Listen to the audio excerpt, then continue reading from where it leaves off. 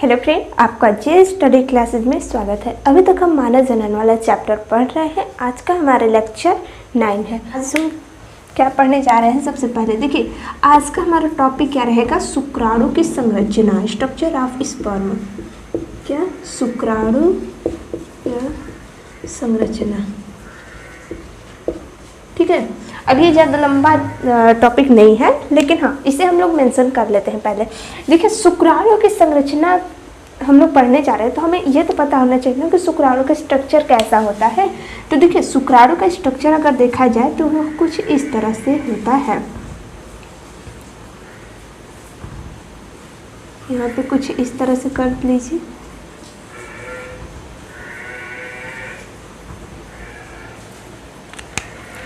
अब यहाँ पर क्या होता है? देखिए, यहाँ पर एक अग्रपिंड पाया जाता है। ठीक है, अग्रपिंड, इसमें बहुत से एंजाइम होते हैं। अब कौन कौन से एंजाइम होते हैं? एंजाइम इसमें बहुत से होते हैं, लेकिन हम लोग को यूज में कितना लाना है?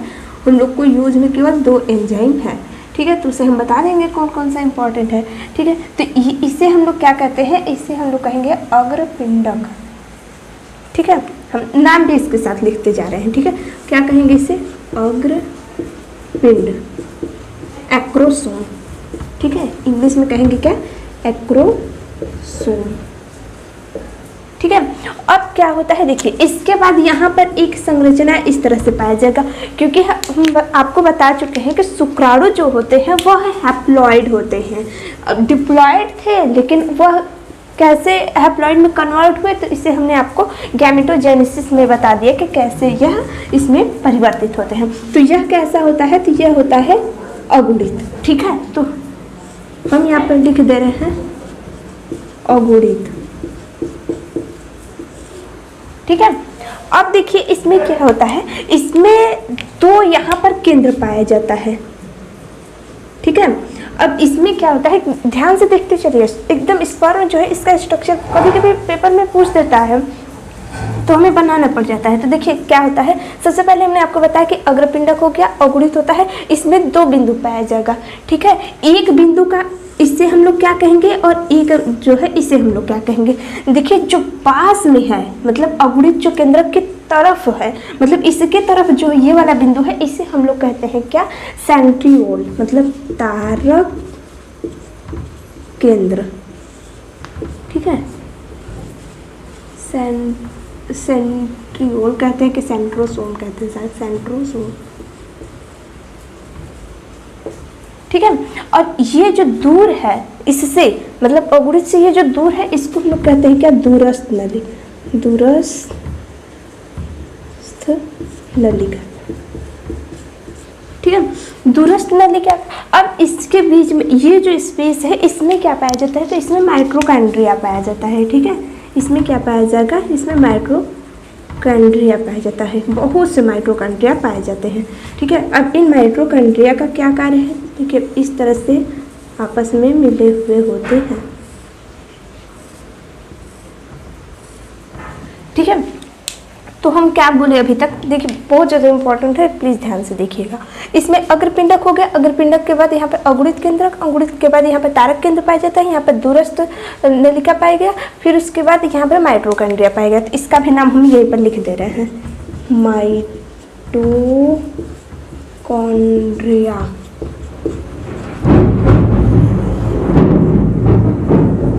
माइटोकॉन्ड्रिया बोलते हैं इंग्लिश में। ठीक है, बारिश हो रहा है ना, बादल के गरजने की आवाज़ सुनाई दे रहा होगा।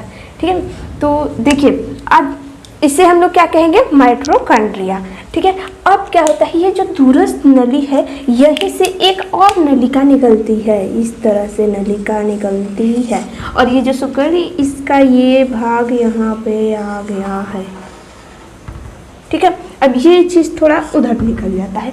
अब क्या, ये क्या चीज़ है? तो देखो, इसे कहते हैं टेल। ठीक है, टेल कहते हैं। टेल को हिंदी में क्या कहेंगे? टेल को हिंदी में क्या कहते हैं? पूछ। पूछ नहीं, पूछ।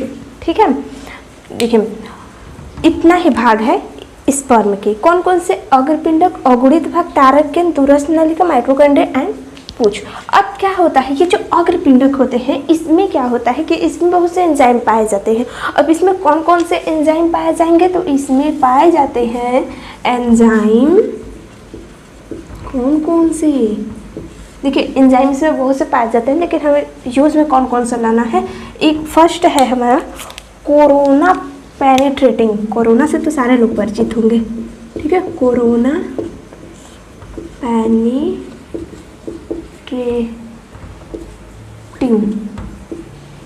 ठीक है, कोरोना पेनिट्रेटिंग। अब इसमें देखिए फर्स्ट एंजाइम ये याद रखिएगा, इसका क्या कार्य है हम सब बताएंगे आपको, अभी नाम बस आपको याद रखना है कि इसमें कौन सा एंजाइम पाया जाता है, तो कोरोना पेनिट्रेटिंग। और सेकंड कौन सा एंजाइम है, तो सेकंड है जोनालाइसिन,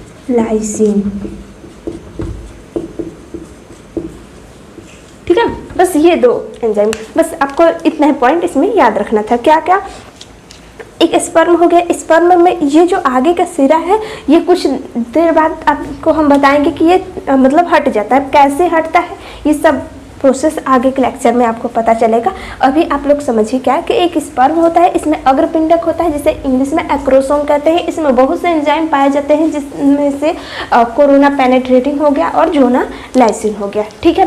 अब सेकंड क्या है, यह अगुणित होता है। अगुणित कैसे हुआ, क्योंकि युग्मक जनन हुआ, गैमेटोजेनेसिस हुआ, जिसमें से गैमेटोजेनेसिस में क्या हुआ, नर युग्मक का निर्माण हुआ था, मादा युग्मक का निर्माण हुआ, जैसे शुक्राणु प्रसूजनन हुआ, शुक्राणु प्रसूजनन में शुक्राणु प्रसू, शुक्राणु जनन, बहुत से प्रोसेस हमने आपको बताया। फिर इसमें क्या था कि नर जन्म कोशिका से शुक्राणु का निर्माण हुआ था।